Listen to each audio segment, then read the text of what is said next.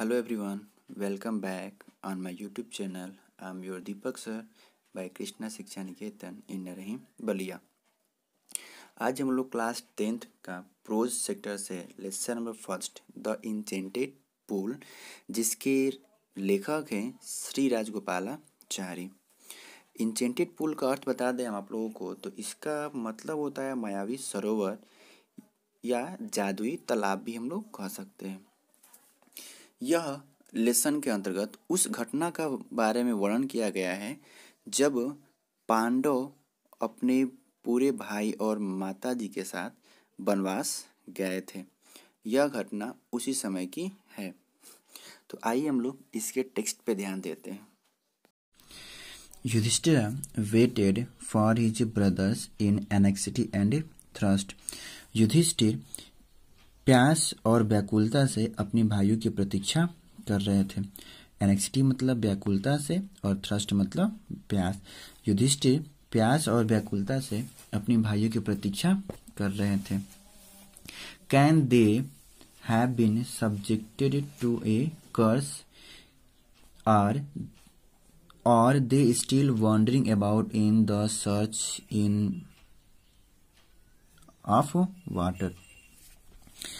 Can they have been subjected to a curse? क्या वे किसी के श्राप से प्रभावित हो गए हैं? सब्जेक्ट मतलब प्रभावित होना।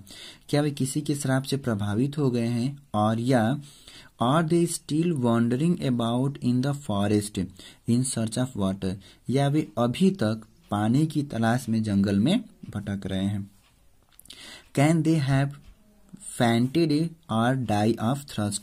Can they have fainted? क्या वे मूर्छित हो गए हैं और die of thirst या प्यास के कारण मर गए हैं।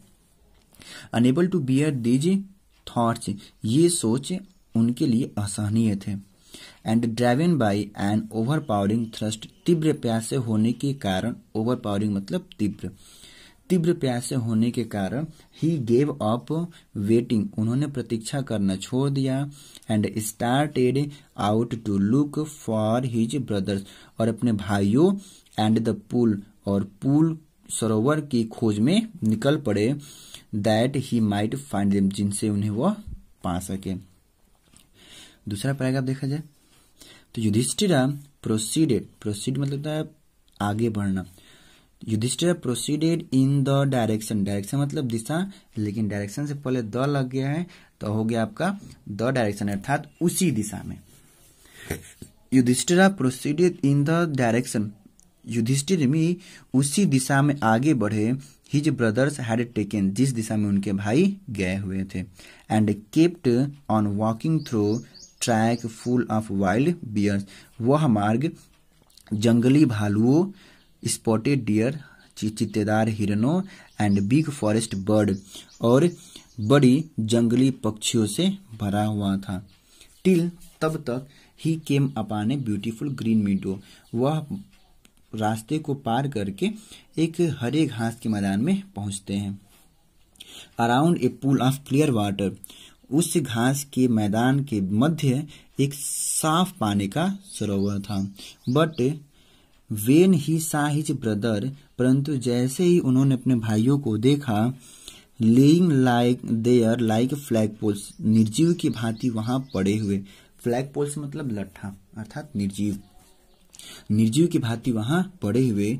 Enable to restrain his grief, तो उनके दुख का ठिकाना नहीं रहा। ही लेफ्ट हिज वॉइस, उनकी आवाज रुग्ध हो गई यानी मुग्ध हो गई। एंड वेप्ट, और वे रोने लगे।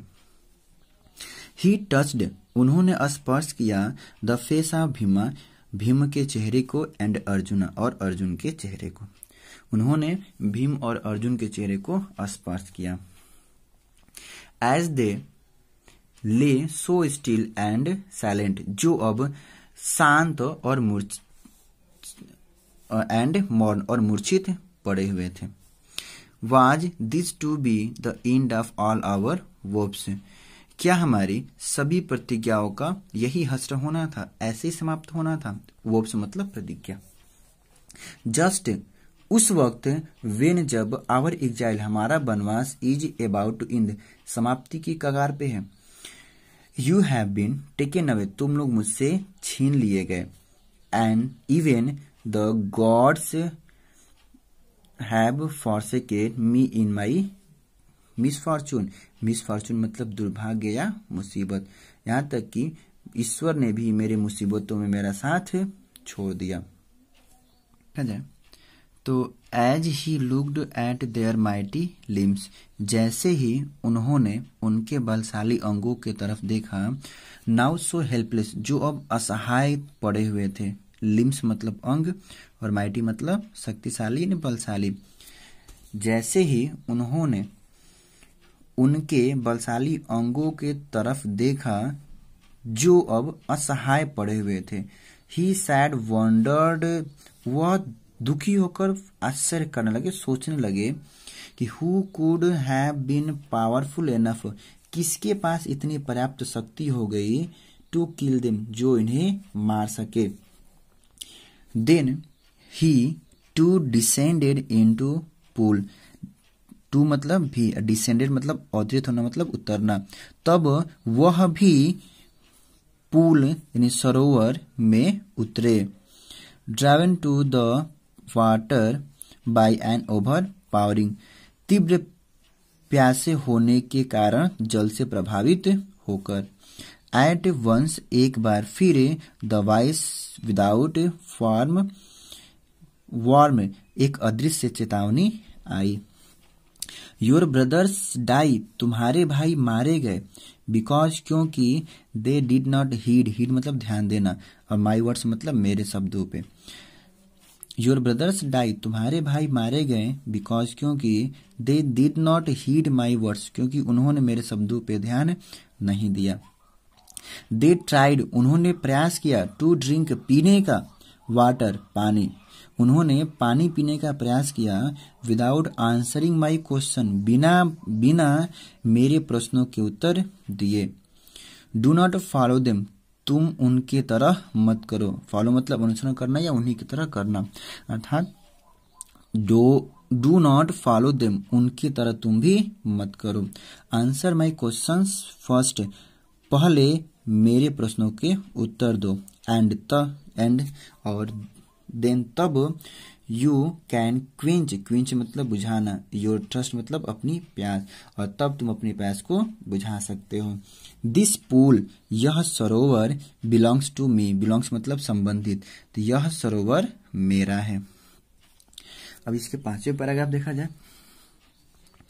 It did not take Yudhishthira a moment to understand that these could be none other than the word of a yaksha, and guessed what had happened to his brothers.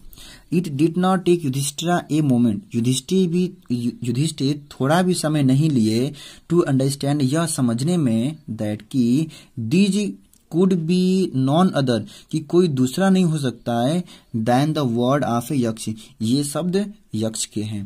अर्थात उन्होंने यह समझने में थोड़ा भी समय नहीं लगाया कि ये शब्द किसी और के न होके यक्ष के हैं। एंड और guessed what had happened to his brother, और गेस्ट मतलब अनुमान लगाना, और उन्होंने अनुमान लगाया कि वाट हैड हैपेंड, क्या हुआ होगा, टू हिज ब्रदर्स, उनके भाइयों के साथ। It took him to no time, उन्होंने ज्यादा समय नहीं लिया, टू सी, यह समझने के लिए, ए पॉसिबल वे, एक संभावित मार्ग, of bringing them back to life, उन्हें पुनः जीवन प्रदान करने के लिए। उन्हें पुनः जीवित करने के लिए एक अच्छा मार्ग सोचने में ज्यादा समय नहीं लिया। He said to his bodiless voice, bodiless मतलब बिना शरीर का, वॉइस मतलब ध्वनि, मतलब हम कह सकते हैं कि अदृश्य आवाज। तो he said to the bodiless voice, उन्होंने अदृश्य आवाज से कहा, प्लीज आस्क योर क्वेश्चंस, कृपया आप अपने प्रश्न पूछिए। इसके अगले पैराग्राफ पे देखा जाए तो यहाँ इस पैराग्राफ से अब यक्ष युधिष्ठिर से अपना प्रश्न पूछना शुरू करेंगे। तो the vice put questions repeatedly one after another, repeatedly मतलब क्रम से, यानी एक के बाद एक। द वाइस मतलब ध्वनि, आवाज, पुट शुरू की, क्वेश्चंस पूछना, यानी प्रश्न पूछना शुरू की, रिपीटेडली वन आफ्टर अनदर, एक के बाद एक। इस तरीके से अदृश्य आवाज एक के बाद एक अपना प्रश्न पूछना शुरू की। वाट रिस्क्यूज मैन इन डेंजर, रिस्क्यूज मतलब बचाना। वाट रिस्क्यूज मैन इन डेंजर, मनुष्य को मुसीबत में क्या बचाता है? युधिष्ठिर बोलते हैं करेज, साहस। By the study of which science does man become wise, by the study of which science, किस विज्ञान का अध्ययन करके डज मैन बिकम वाइज, मनुष्य बुद्धिमान हो जाता है। अर्थात किस विज्ञान का अध्ययन करके मनुष्य विद्वान हो जाता है।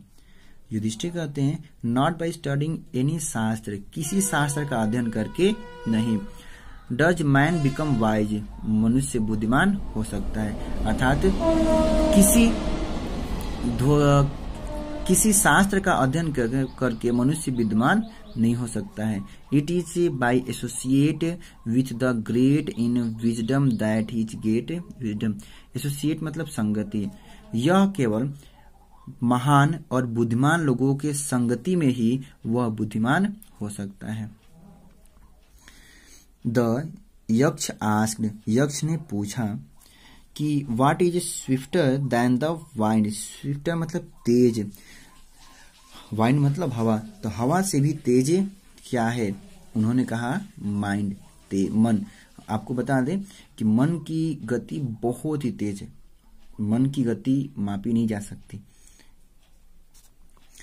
अगला क्वेश्चन है कि what is more faded than a dry straw, dry straw मतलब था सूखी घास, फेडेड मतलब मुरझाया हुआ, तो मुरझाई सूखी घास से भी मुरझाया हुआ क्या है? सूखी घास से भी अधिक मुरझाया हुआ क्या है? उनका आंसर है ए सॉरो स्ट्रिकन हार्ट, यानी एक दुख में डूबा हुआ हृदय, एक दुख में डूबा हुआ हृदय। दोस्तों हम लोग इस वीडियो को यहीं पे समाप्त करते हैं, तो वीडियो बहुत लंबा हो जाएगा और अगला वीडियो हम लोग इसके आगे अगले वीडियो में पढ़ेंगे। अर्थात इसके आगे यहाँ से व्हाट बिफ्रेंड ए ट्रैवलर, तो व्हाट बिफ्रेंड ए ट्रैवलर की एक यात्री का साथी कौन होता है, इसका अध्ययन हम लोग अगले पार्ट में करेंगे। तो बस इसके लिए इतना ही।